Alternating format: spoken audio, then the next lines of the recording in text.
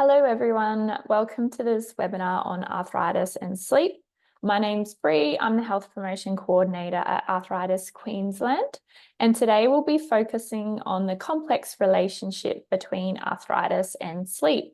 And we're going to spend some time exploring common sleep issues in people with arthritis and practical strategies to improve sleep quality.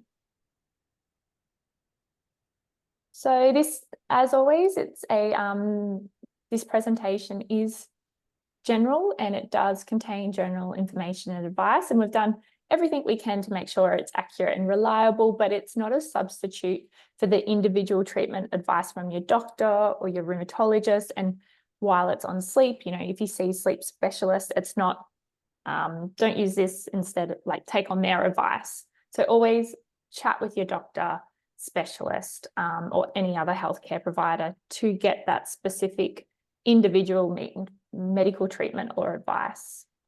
So in spirit of reconciliation, Arthritis Queensland and New South Wales acknowledges the traditional custodians of country throughout Australia and their connections to land, sea and community. We pay our respect to the elders past and present and extend that respect to all Aboriginal and Torres Strait Islander peoples today.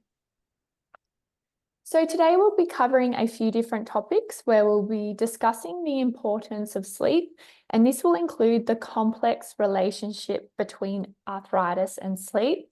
Then we're going to have a look at the science of sleep and what that actually means, and how sleeping, arthritis and chronic pain are all interconnected. Then we're going to finish off the webinar with some sleep hygiene tips. All right, so first quiz question, I'm going to get the quiz up. So as I mentioned, it is anonymous, so I don't actually see who selects what answer. All right, but just select the one that you think is correct. Okay, so do you think sleep is important because it allows our body to burn extra calories? Or if it helps us feel refreshed and restored? If you think it is vital for human and mammal survival, or do you think it increases the production of body hair? I can see some answers coming in. Okay, thanks everyone. So I think everyone has submitted. All right, this is a little bit of a tricky one. It is the third one, so it is vital for human and mammal survival. So that is why sleep is so important, but it definitely does make us feel refreshed and restored. So that was a little bit of a tricky question, but the most important part of sleep is that it is vital for our survival. All right. Admit somebody. Now, so as mentioned, sleep is vital for mammal and human survival, and it's really just as important as what water is for us, as what food is for us, and oxygen. So all of these key things, water, food, oxygen, and sleep, is really, really vital for our well-being. And it also plays a really critical role in so many different bodily functions.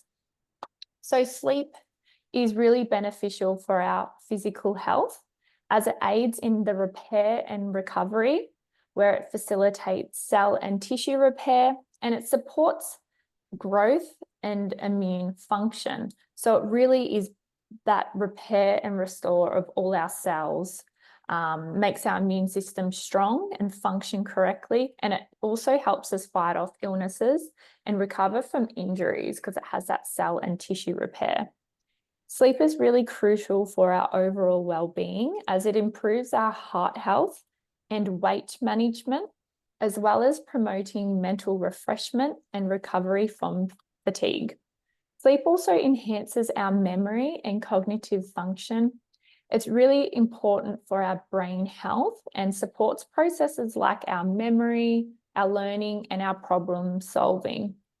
It also helps maintain attention, creativity, and decision-making abilities. Sleep also regulates our emotions and it improves our mood stability. And as we know, sleep can have such a huge effect on our mood and our overall emotional well-being. So when we don't actually get enough sleep, we can definitely feel irritable. We can have increased levels of anxiety and depression as well. Sleep also balances our hormones, and these hormones are, and especially seen in hormones that regulate our metabolism, our appetite, our sleep, and also the hormones that regulate our blood sugar levels and our blood pressure. And then sleep deprivation. So when we don't get enough sleep, it really disrupts our mood, our appetite, and hormone balance, and it actually increases the risk of developing some chronic diseases. And we'll go into a little bit more detail of that later on. All right, our next quiz question. Let me get this one up. So how much sleep do we need? And let's put this one in. Launch. Okay, how much sleep do we need? Do you think, and so firstly, sorry, there's two correct answers. So you can choose two different answers here. So do you think we need 6 to 7 hours of sleep? Do you think we need 5 to 7 hours sleep? Or 7 to 9 hours, or 7 to 8? So select two answers in this one. So the answers are coming in, which is great. Few different answers. All right, I think that might be everyone. All right, so what we actually need and what's optimal for our health is 7 to 9 hours and 7 to 8 hours sleep. So answer number 3 and 4 are correct in this one, and we'll go into detail why that is. So sleep, it varies among everyone. So some people may require a lot more sleep than others, and then other people can, do life on a couple of hours of sleep. So they do require a lot less than others. So the standard guidelines suggest between the ages of 26 and 64 years of age, you should be aiming for 7 to 9 hours of sleep for that optimal health and well-being. But what can also be appropriate is getting 6 hours or 10 hours of sleep. So I know for myself, I definitely function best of 9 to 10 hours of sleep. So I'm one of those people that need lots of sleep. And then if I have anything less than that, I'm a bit like a zombie and I find it really hard to concentrate. And then my husband, he actually functions best of 6 to 7 hours sleep. So he's at that other end where I'm at the higher end. And then if you're over the age of 65, it's recommended anything between 7 to 8 hours of sleep is optimal for you, but 5 to 6 hours or 9 hours may be appropriate. And the reason why people over 65 years of age typically have a lower amount of recommended sleep time compared to younger adults, it's due to several different physiological and lifestyle changes that occur with aging. So I just got to let these people in. So some of these changes include changes in our sleep rhythm. So when you're over the age of 65, you might have lighter sleeping and you might wake up a lot more frequently during the night. You actually may have reduced melatonin production. So that's our sleepy hormone. So that comes in at night to promote us to go to sleep. And then we might have changes in our circadian rhythm, which is our body clock. And then over the age of 65, you might be taking medications, or you can take medications at any age, but you might be taking more medications, and they can have an impact on your sleep quality. And then there could be other lifestyle factors as well. So many people can really underestimate their need for sleep, but long-term health benefits often require more than what is actually perceived. So it's really important that we get the quality of sleep, as it's really like good quality sleep is really essential for rejuvenation and restoration, and it contributes to our overall health and well-being. So circadian rhythm. So I mentioned this in the previous slide, and it's a natural internal process, and it regulates our sleep-wake cycle, and it repeats roughly every 24 hours. And this is referred to as the body clock. So the circadian rhythm plays a really crucial role in determining our sleep patterns and other physiological processes. So our body operates on an internal clock, which regulates all our processes and behaviors, and that includes our sleep. So some of our core functions are controlled by, the circadian rhythm, so our body clock, and this includes our core temperature, our hormone production, our eating habits, digestion, alertness, sleepiness, our sleep timing and performance. So a lot of core functions rely on this body clock. So our circadian rhythm is also synchronized to a 24-hour sleep cycle, and it aligns in our internal processes with external factors like the day-night cycle and social cues. So the primary biological clock that controls the circadian rhythm is located in the, I'm going to have a try at saying this, so bear with me, suprachiasmatic nucleus, but I'm going to refer to it as the SCN. So our circadian rhythm is located in this SCN, and that's actually found in the hypothalamus of the brain. So the SCN receives direct input from our eyes, and it responds to changes from being light to darkness, but also is quite responsive to subtle cues like exercise, meal times, and social activities. So in the morning, exposure to daylight, it actually signals the SCN to promote, hey, it's time to wake up and be alert. So, and then in the evening, the absence of light prompts the SCN to start the production of melatonin. So at night, we've got no light in front of us. So our SCN's like, let's start the melatonin production. And that melatonin, which is our sleepy hormone, it actually promotes sleep. So we start to feel really tired and start to get into that sleep cycle. So our body clock also helps anticipate optimal times for sleep, wakefulness, meals, activity, and social interaction. It also collaborates with the sleep cycle to regulate natural patterns of sleep and wakefulness as well. So typically people feel most alert in the morning and in early afternoon. Then there's typically people experience that dip in alertness in the mid-afternoon. So, that 3 p.m., 4 p.m. where they start to feel a bit tired. And then this also helps us feel sleepy in the evening as well.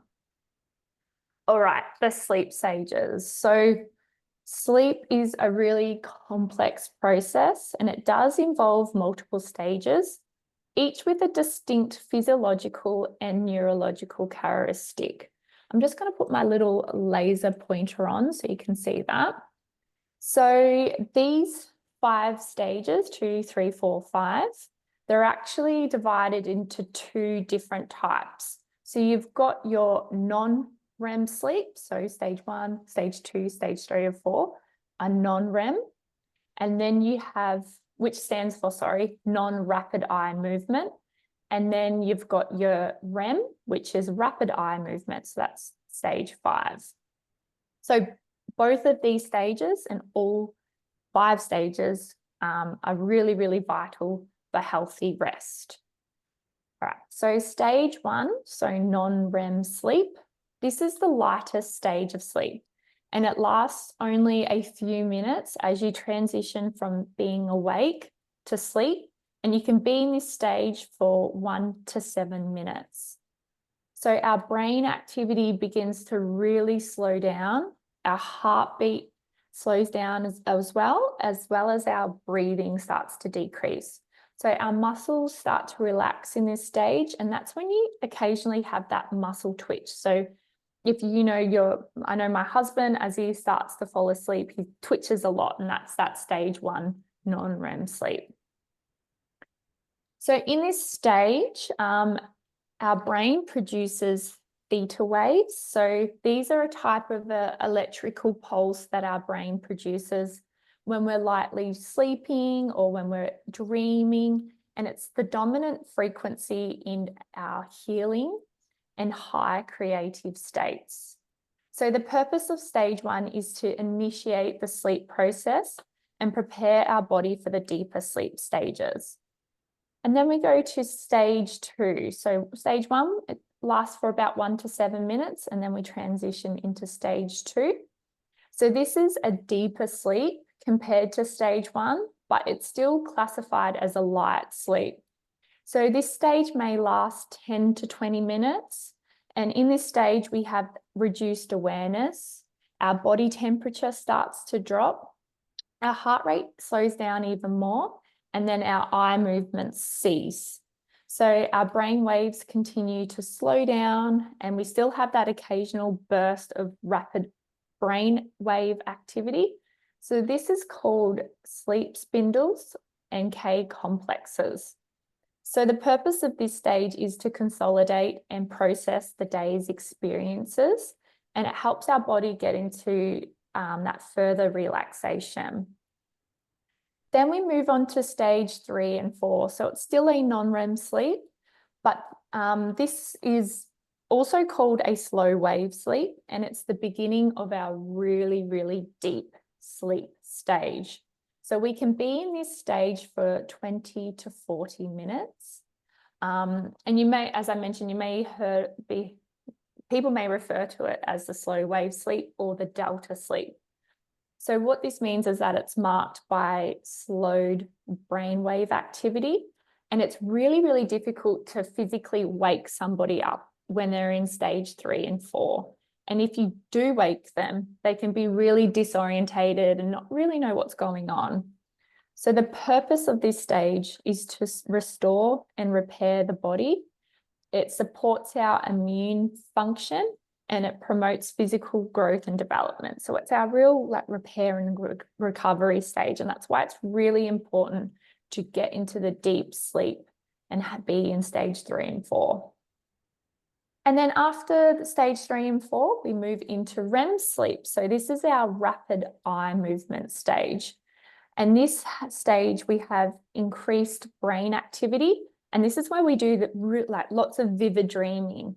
So this stage, we can be in it for 10 to 60 minutes long. And despite the high brain activity, our body actually experiences that temporary paralysis.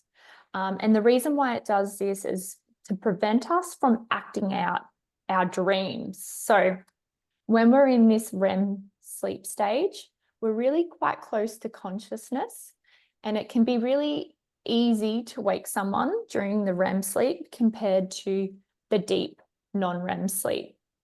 And when we're in the REM sleep, we're more likely to remember our dreams as well.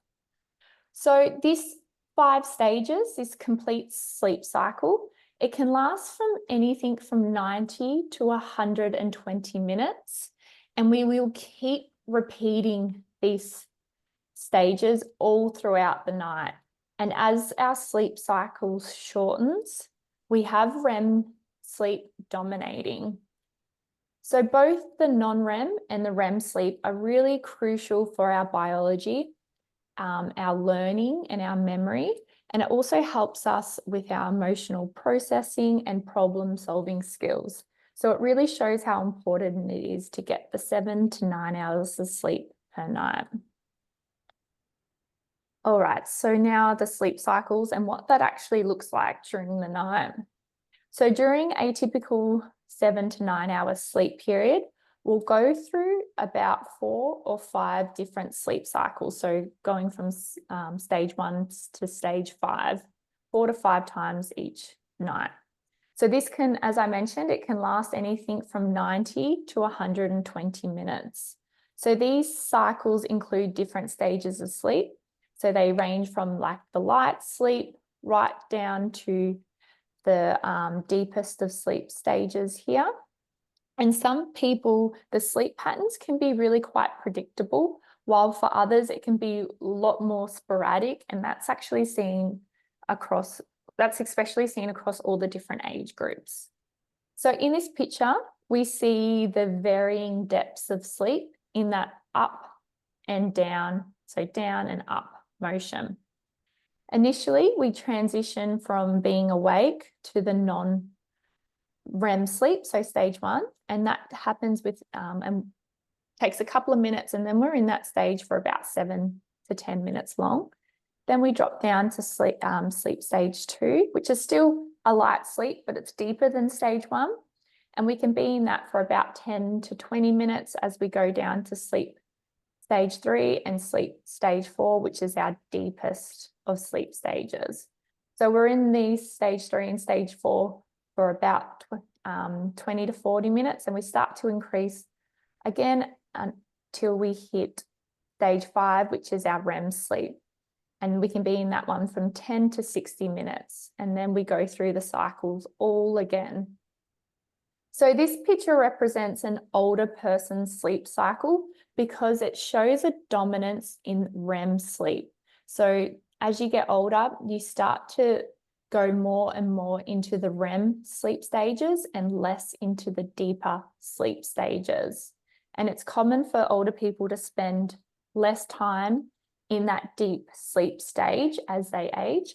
And that's typically why a lot of people, as you get older, you start to go, why don't I feel refreshed and restored? Because you're spending less time in that deep sleep stage, which gives us that feeling of being refreshed and restored. All right, core body temperature. So this actually plays a really significant role in regulating our circadian rhythm, which in turn influences our sleep-wake cycle. So typically our lowest body core temperature, so this is seen in the red line here, this occurs around the 3 and 4 a.m. mark. And then the highest point is typically seen in during the day and early evening.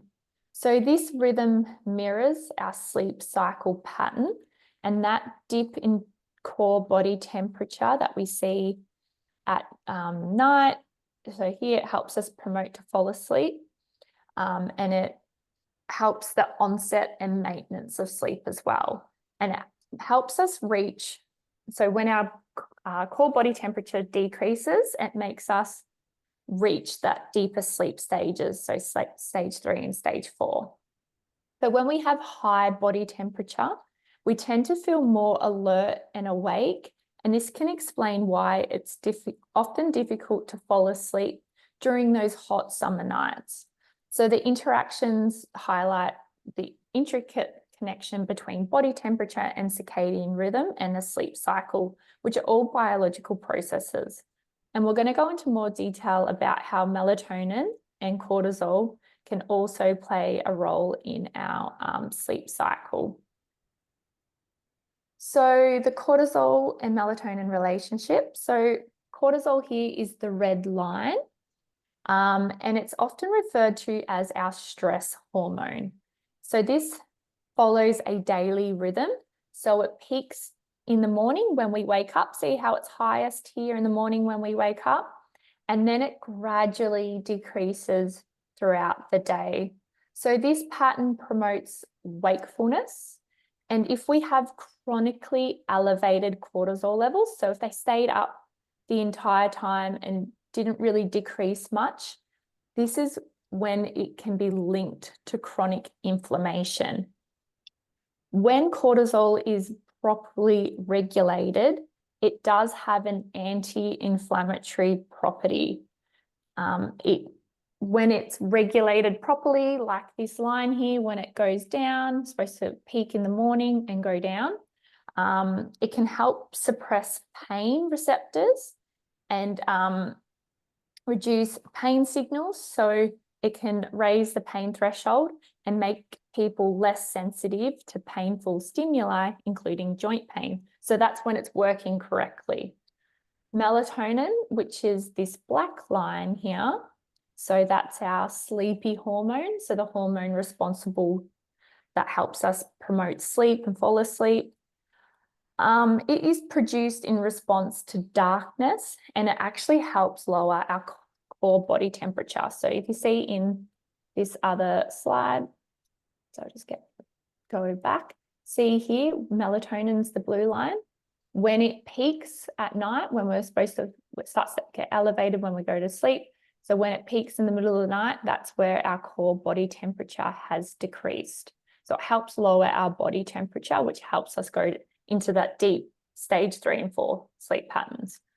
So melatonin, where was I? So it helps lower our body core temperature, and the melatonin receptors in our nervous system suggest its role in modulating our pain perception. So there is some limited evidence around that melatonin supplementation may help with pain relief, especially if you suffer from migraines or neuropathic pain.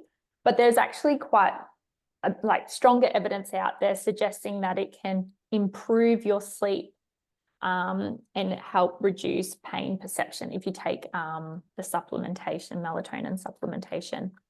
So the link between reduced sleep and increased pain is significant, because people with arthritis, you often feel that the pain is worse at nighttime.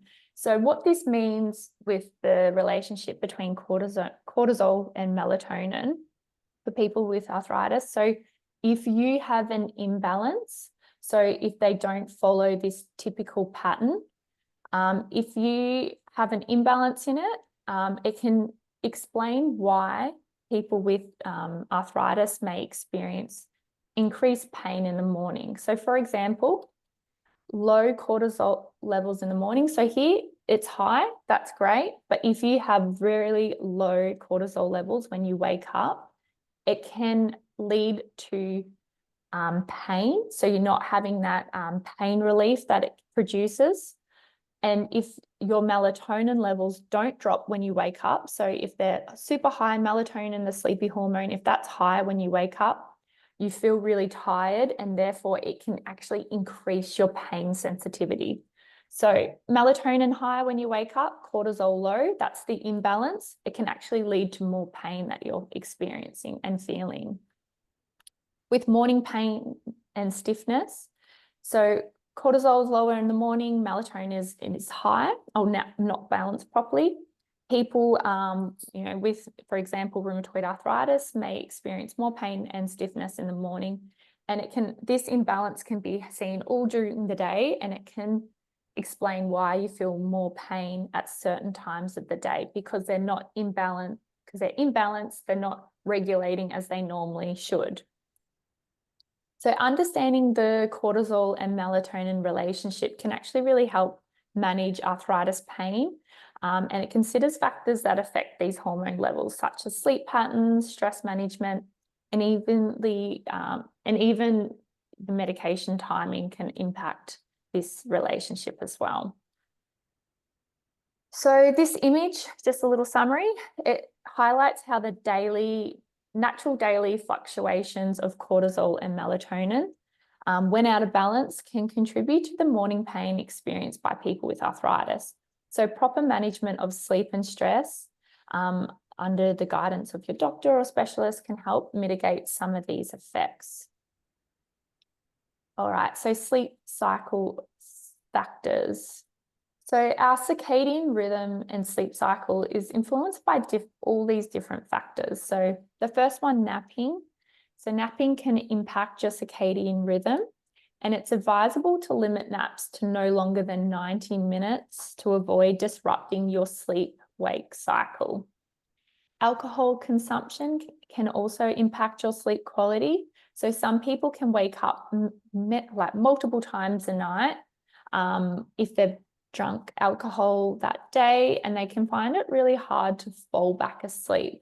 So they're spending less and less time in that deep sleep stage and not getting that restored feeling.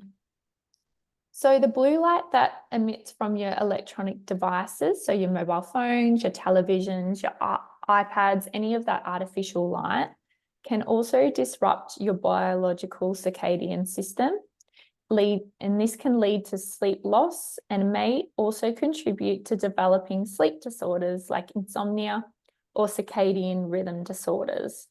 So the blue light actually suppresses our melatonin release. So it stops the melatonin from being released at night that helps us fall asleep. And it can make it really, really hard to fall asleep and stay asleep, which affects our non-REM sleep stages. Then you've got our sleep disorders, so sleep apnea or restless leg syndrome. So these can impact our sleep quality as well. So sleep apnea, so that causes repeated pausing in our breathing during sleep. And this leads to fragmented sleep and reduced oxygen levels, which can lead us feeling tired and unrested, even after a full night's sleep. And then restless leg syndrome involves that uncontrollable urge to move your legs, and it's often accompanied by uncomfortable sensations felt at nighttime. So this constant moving can make it really difficult to fall asleep or stay asleep, which can lead to poor sleep quality and then being really, really fatigued during the day. And then pain, especially arthritis pain, can make it hard to fall asleep. And that's especially seen if you're feeling really, really uncomfortable in bed at night. Some people also wake up when they try to move positions because where they've got arthritis in those joints can be really painful, and it will wake you up every time you try and move. So these factors can contribute to reduced sleep quality as well. And then your medications that you take can impact the quality of sleep, but we've got a slide dedicated to this, so we'll go into more detail about that. And then drinking high caffeinated drinks like coffee, soft drinks, energy drinks, or eating, chocolate or high sugary foods can also impact our sleep, and especially if you're consuming them late afternoon or at nighttime. And then the outside temperature can impact our sleep. So as mentioned with our core body temperature, if it's really hot and you're really hot, it reduces, so we find it harder to fall asleep. Not getting enough sunlight in the morning can impact your sleep, and that is when we were talking about this SCN. So as we've already mentioned it, the morning sunlight helps signal that part of your brain that it's time to be awake. It boosts our alertness and it sets the timing for our melatonin production. Without getting enough morning sunlight, our body may struggle to regulate that melatonin, which can make it harder to fall asleep at night and then lead to poorer sleep quality.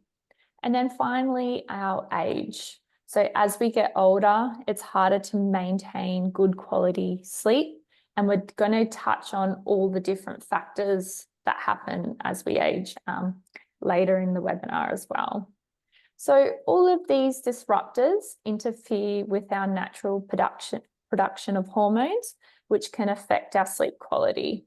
So distinguishing between sleep disorders, lifestyle factors, and these external factors as well is really quite crucial in addressing sleep disturbances and having a bit more of an understanding of these barriers of why you're not getting enough sleep or you're finding it really difficult to fall asleep can obviously help you find solutions to improve your sleep quality. All right, napping and sleep pressure. I might just put my laser back on for this one. So napping and sleep pressure, they're really quite closely linked to our body's natural sleep-wake cycle.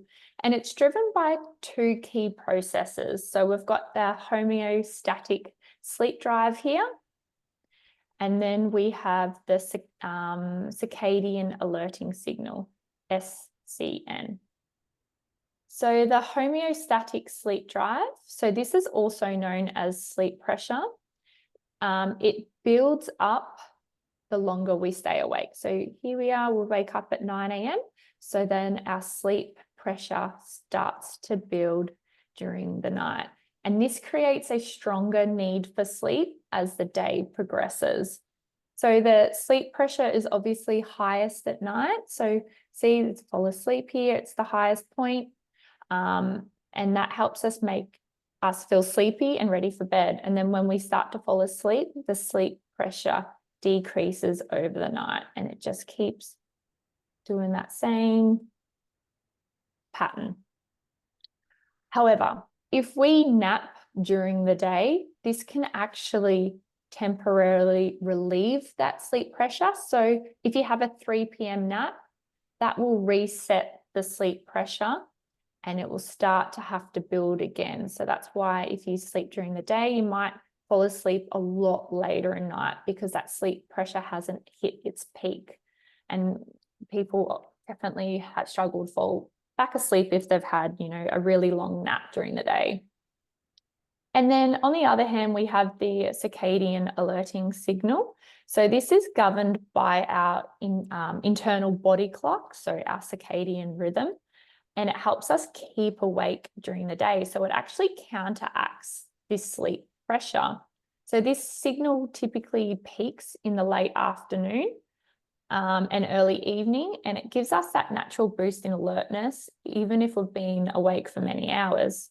So together, the sleep cycle and the circadian alerting signal help regulate our sleep patterns, and understanding them can help us manage sleep-related issues like insomnia or the effects of shift work.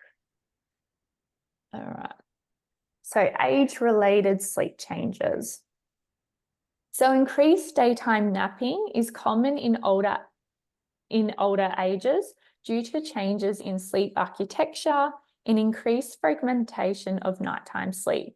So sleep latency, what that means is that it's the time it takes to fall asleep, also may increase with age. So as you get older, you might have that increased sleep latency. So it may mean that it takes longer for you to fall asleep. So older adults also experience more frequent awakenings during the night, and this could be due to hormonal changes, your medication that you take, certain medical conditions, if you're in pain or you have some discomfort, and the reduced amount of times you hit the stage 3 and 4 of our deep sleep stages. So there is that decrease in the non-REM stage 3 and non-REM stage 4. So that means we're not getting enough deep sleep, and we spend more time in that REM sleep and in that stage 1 non-REM sleep. So the lighter sleep stages increase and the deep sleep stages decrease. So that leads to less restorative sleep. So we're waking up not feeling restored and refreshed. Sleep efficiency decreases with age. So that means a higher proportion of time spent in bed is awake, and older adults experience more frequent stage shifts during the sleep. So this contributes to sleep fragmentation and awakenings. So the number of complete sleep cycles during the night might also decrease with age. So this impacts the overall structure of sleep. Some older adults experience a reduction in melatonin as well, which affects the timing and quality of sleep, and also the ability to fall asleep and stay asleep. So overall, getting older, so as we age, it can make it really hard to fall asleep. We have reduced deep sleep stages, and we experience more REM sleep. So we wake up not feeling restored or refreshed. And we also become a lot more sensitive to hormonal and environmental changes, which affect our body clock and sleep cycle. And some common sleep issues as we get older. So pain can really significantly impact sleep in so many different ways. It can make finding a comfortable sleep position challenging, and it can delay the onset of sleep as well. So for instance, people with hip or knee or spine osteoarthritis or arthritis in general, like inflammatory forms of arthritis affecting those types of joints, may experience pain when lying in certain positions, which can limit our mobility and cause discomfort as well. So this discomfort can lead to frequently waking up during the night, as you may change positions and wake up due to that pain. So these frequent interruptions can prevent you from reaching the deep sleep, so stage 3 and 4, and that impacts our overall sleep quality and restoration. And then you have conditions like insomnia, nighttime pain. If you wake up and go to the toilet a lot, so frequent urination. If you fall asleep a lot during the day, if you have sleep apnea or restless leg syndrome, this can further compound the issues of going to sleep and making it really, really difficult to get a good night quality sleep. So as many of you all know, living with arthritis can really impact your sleep quality, and many struggle to get enough high quality sleep. So studies show that approximately 80% of people with rheumatoid arthritis experience sleep difficulties, including issues with onset and latency, and that actually leads to increased pain the next day. Patients with knee or hip osteoarthritis are 3 times more likely to experience sleep problems as well. I'll just get my little laser pointer on. So in this graph, so arthritis here, it's seen in this first column.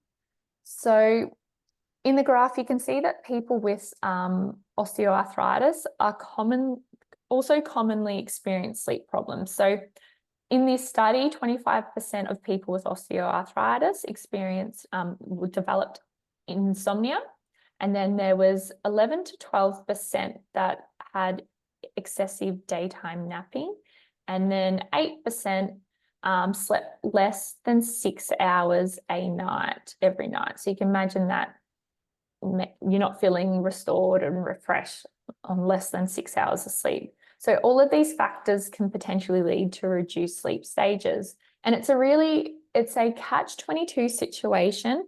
Arthritis can make it difficult to go to sleep, and then sleep deprivation can worsen your arthritis pain. So insomnia can activate parts of the brain sensitive to pain and also suppress areas responsible with coping with pain, and can actually worsen your pain perception. So people with arthritis and living in a lot of pain should be assessed for sleep quality issues, and then hopefully receiving the correct treatment to improve your sleep, which can help manage your pain effectively. So here are some common things that we hear from people who contact us, through the info line or website or anything like that. And these are just some quotes that we have collected. So the first person said, "Sometimes my arthritis is worse at night and at night times and I can't sleep." And the next one said, "I have osteoarthritis in my knees and my hip and it's worse at night. I can't get comfortable in bed and I wake up several times. It's hard to fall asleep because of the pain." And then the next one was, "Why does my arthritis get worse at nighttime? And my arthritis has been ruining my sleep. Why is this?" And I bet a lot of you often have the same feelings as well as these people. And we're going to go into more detail about why this is. So why does arthritis increase pain at nighttime? So as we've mentioned in quite a bit of detail in the earlier slides, cortisol, so our stress hormone. So as we know, this decreases at night and increases in the morning.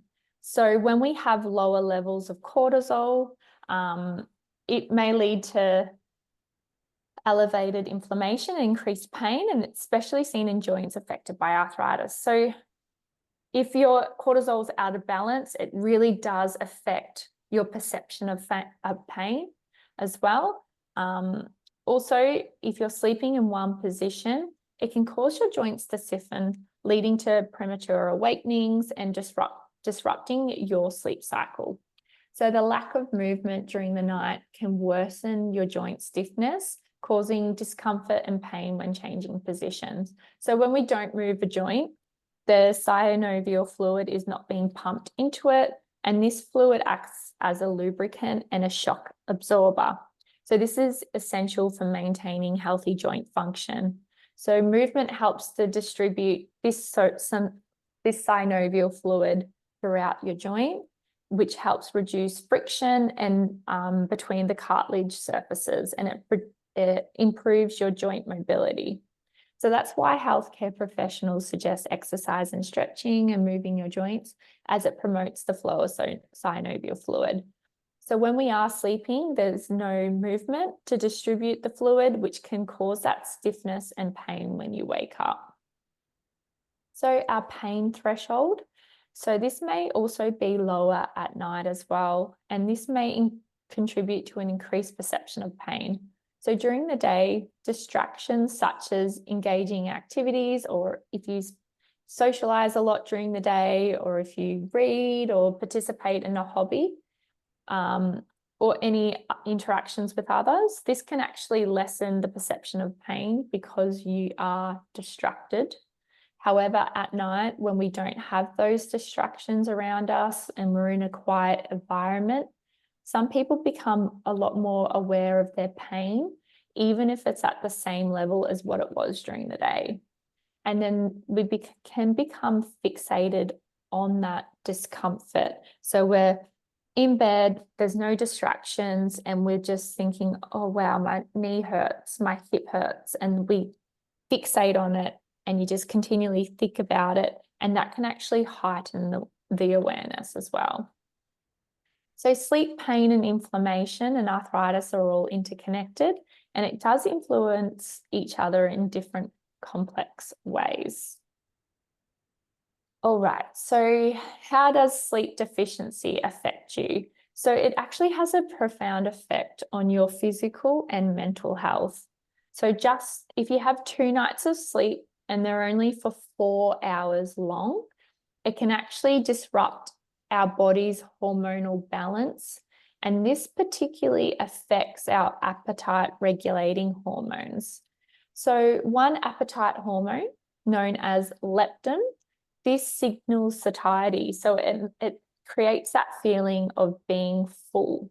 So when we haven't got enough sleep, leptin, so the full hormone, feeling full, it actually decreases by 18%, while ghrelin, which is a different appetite hormone, this makes us feel hungry, it stimulates hunger, and it increases by 28%.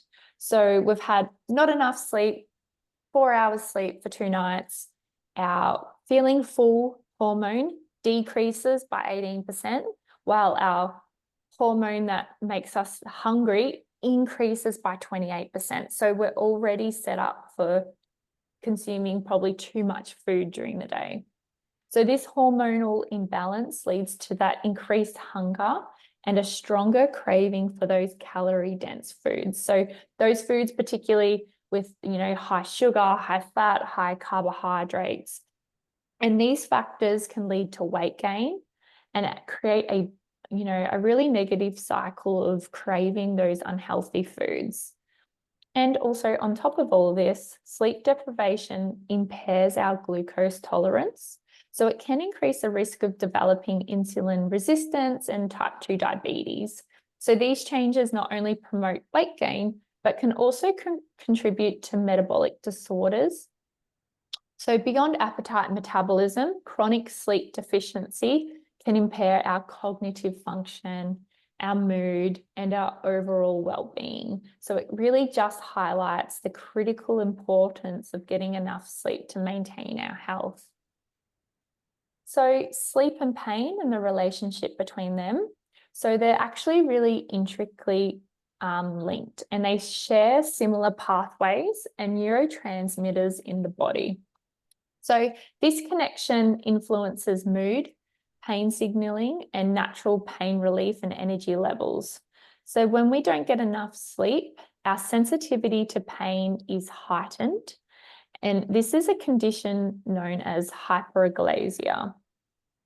So this means, so essentially sleep deficiency can make even minor aches and pains feel a lot more intense. So our bodies produce endorphins, which act as a natural painkiller, and it helps promote relaxation, which can help us fall asleep. Another important neurotransmitter is serotonin, which is our happy hormone. So serotonin regulates our mood, our sleep, and how we perceive pain. So when serotonin levels are low, it can lead to sleep disturbances and increase our sensitivity to pain.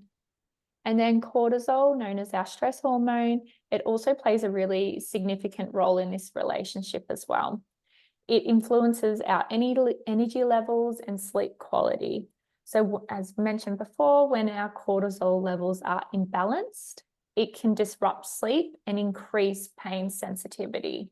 And this is particularly relevant for people with arthritis who often struggle with sleep issues and has worse pain and struggle with sleep issues, which worsens our pain and negatively impacts our overall health.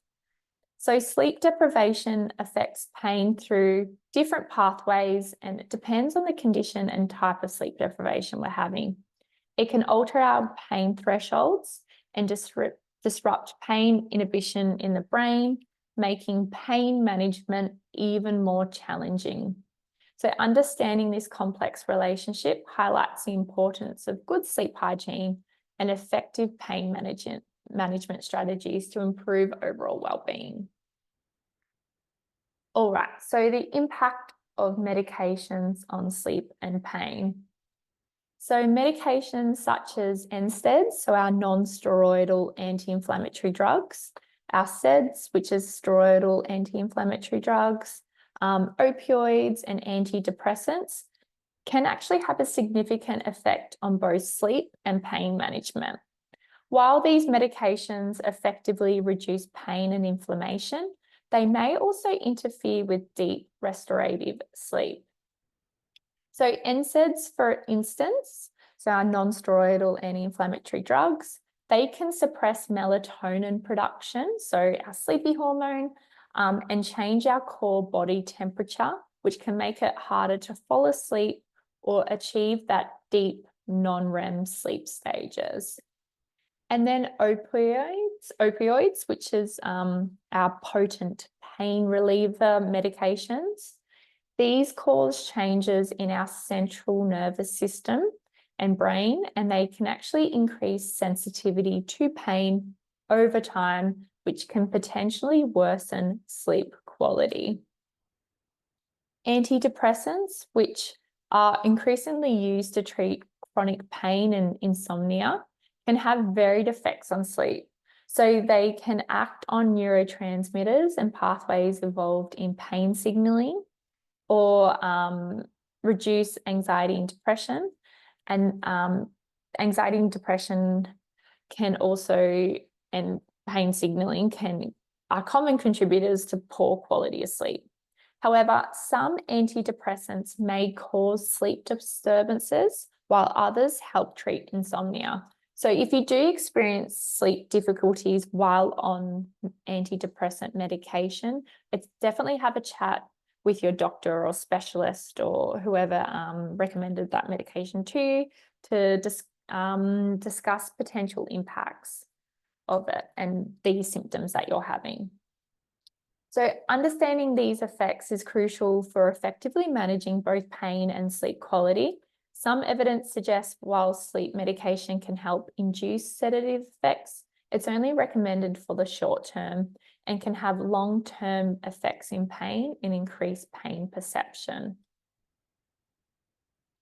So insomnia, a common sleep disorder, can also be linked to various factors, including chronic pain and also medication side effects.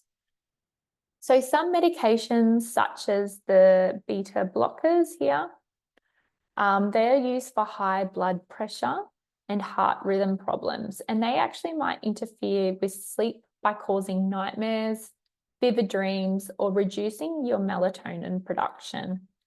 And then other medications like Paroxine, sorry if I didn't pronounce that correctly. So this is commonly used to treat hypothyroidism, can cause insomnia if not properly adjusted to the right dose, and it can lead to hyperactivity, nervousness, and difficulty sleeping. So if you're experiencing some of those side effects, have a chat to your doctor, and it might just mean looking at the dosage of it. So our corticosteroid injections, so they're commonly used for arthritis patients, but they may also disrupt sleep by suppressing our melatonin production and mimicking cortisol. So these can activate parts of our endocrine system that promotes wakefulness and actually disrupt the circadian rhythm and sleep cycle as well. But if you're if you're on any of these medications and you're having your sleep quality is affected, have a chat to your doctor or specialist about it, and they should be able to give you more information on how to fix it. All right, sleep hygiene. So sleep hygiene involves cultivating good sleeping habits by addressing lifestyle factors, environmental conditions, and behaviours throughout the day. Several studies have found that good quality sleep may improve chronic pain. So there was a study done in 2016 which looked at adults and children who had chronic pain conditions, and they found that they slept poorly and actually had a lot more intense pain and greater levels of disability.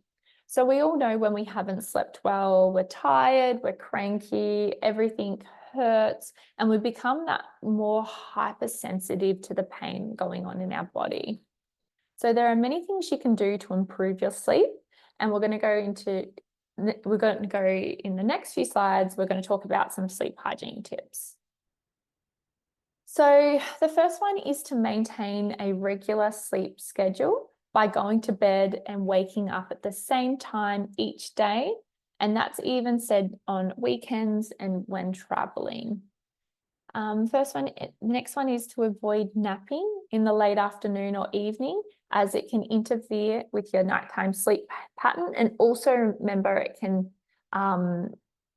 your sleep pressure, if you nap, it can make it start again. So that delay on sleep when you fall asleep may be impacted as well. Establish a bedtime routine to relax before bed, such as reading, listening to soothing music, or taking a warm bath, and then minimizing the screen time in the bedroom. So the blue light that is emitted from your electronic devices can disrupt your sleep.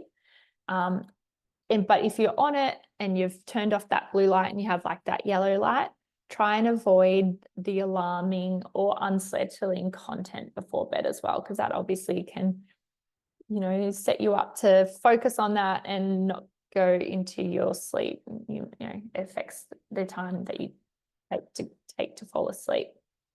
Also, keep the bedroom environment comfortable with that moderate temperature and minimal noise. Use low lighting in the evening to signal to your body that it's time to wind down, which helps produce your melatonin as well. Exercise regularly, but avoid, hard exercise, so that vigorous exercise late at night, as it may keep you awake and feeling alert.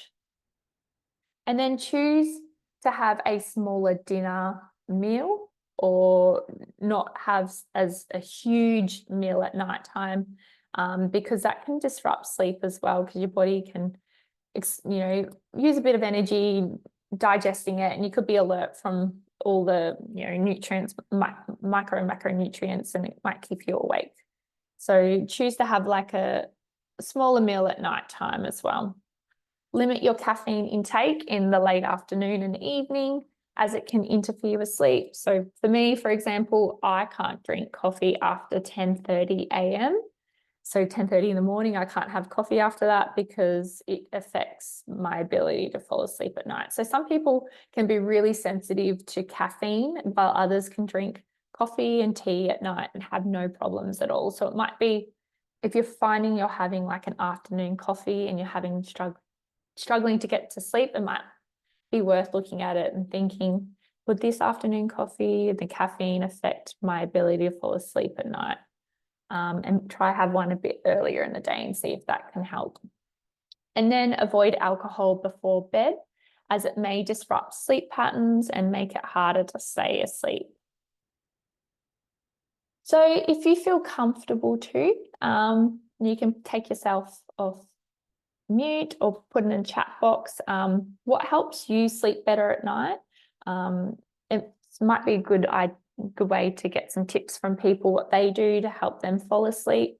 So for me, I like to read before bed. I also, so I'm reducing the time that I'm having on the blue light. I'm reading and I do some light stretching as well, and that helps. I don't know, it just helps me feel more relaxed. And if I have trouble falling asleep and, you know, I'm overthinking things and my mind's going 100 miles an hour, I also put on some meditation podcasts, or I put some nice like ocean sounds on, and I tend, as I'm falling asleep, I focus on those sounds rather than what's going on in my head, and that actually soothes me and puts me to sleep. If anyone wants to share what they do, help them sleep better at night, if you do anything, if you have any tips or recommendations, feel free to put in the chat box or take yourself off mute. But if not, we'll move on to the next point. Might just give it a little bit.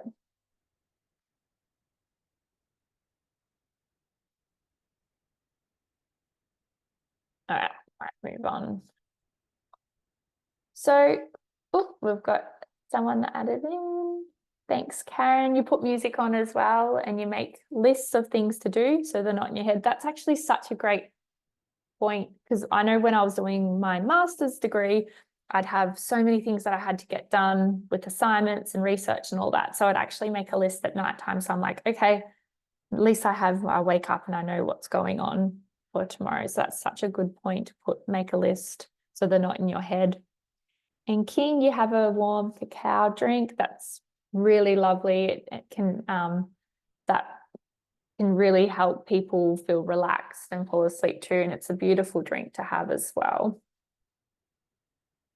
All right, so sleep tips, sleep hygiene tips and recommendations. So the first one is to identify whether sleep disturbances are caused by a sleep disorder or factors within your control. So pay attention to your body's natural signals of sleepiness, and only sleep when you're genuinely tired, and avoid forcing yourself to go to bed or to nap. As we've mentioned before, limit caffeine intake later in the day and evening, because it obviously it has that stimulating effect, so it can impact your sleep, as well as nicotine and alcohol too. And alcohol can also worsen sleep disorders like sleep apnea or insomnia as well. And then maintain a comfortable room temperature between 18 and 22 degrees, and that helps support your body's natural temperature to drop during your sleep. And minimizing the screen time before bed, as we all know now that the blue light from our devices can reduce our production of melatonin and cortisol, and these obviously help us with our sleep regulation.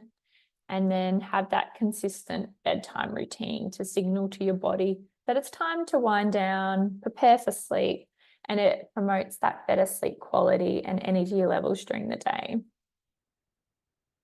So sleeping tips and recommendations for pain.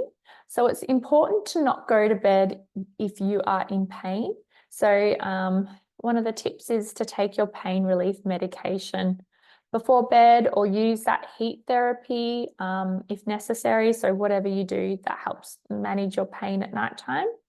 And consider asking your doctor about slower releasing pain relief medication that lasts longer So you can take at nighttime and hopefully it can help you during the night with your pain. And then another one is to practice distraction techniques. So like deep breathing or stretching, as I've mentioned, reading or journaling or writing your lists. This can help reduce your worry and overstimulation, which can also worsen insomnia and pain.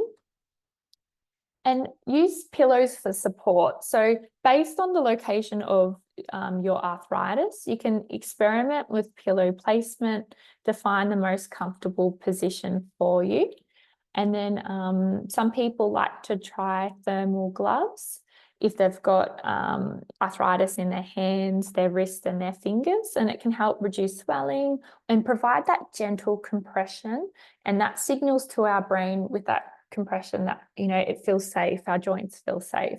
So some people find that it can be really soothing and help with their pain. And that's especially seen, in the hands and fingers and stuff. And also have a chat to your doctor about sleeping medications or melatonin supplements. But it's really important to avoid relying on them excessively because you don't want to become dependent on them. And it does actually disrupt our natural sleep patterns. So it's important to address the root causes of your poor sleep and your reduced sleep quality and pain, rather than just solely relying on medications alone. So try and aim for natural and sustainable sleep solutions.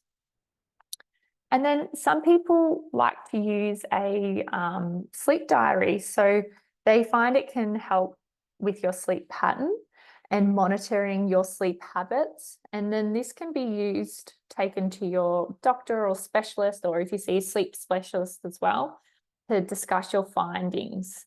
So the Sleep Australia diary is a great resource to explore for those looking at a better understanding of your sleep patterns, and then it also helps make informed decisions about improving your sleep quality. And then some more information. These are some great organisations to reach out to if you're having for more information on sleep, and they specifically focus on sleep quality. So the first one, the Sleep Foundation, they have a range of trusted health information. They've also got expert tested sleep products. So you can have a chat to them about products to help sleep. They've also got educational videos and tailored sleep routines. And then obviously the latest of sleep news. So you can visit their website there or call them. They've got a free info line number, which is 1833 I can't sleep, or they have a direct office number, which is that one there. And then you've got the Sleep Health Foundation. So that's a non-for-profit charity, and it aims to raise community awareness about the value of sleep and how to improve it and address common sleep disorders. So they actually have an extensive range of health and sleep information resources on their website. So you can check them out there. They're an Australian company. And then you've got This Way Up. And this is a great organisation that has experienced mental health professionals that are passionate about transforming the effective psychological therapy into practical online tools to help manage your mental well-being. So they actually have an online program for insomnia, and it can be really beneficial for people to do. So it's self-paced, it's online, and I guess it helps you understand more about insomnia and ways to overcome it. And then finally, there is ResMed.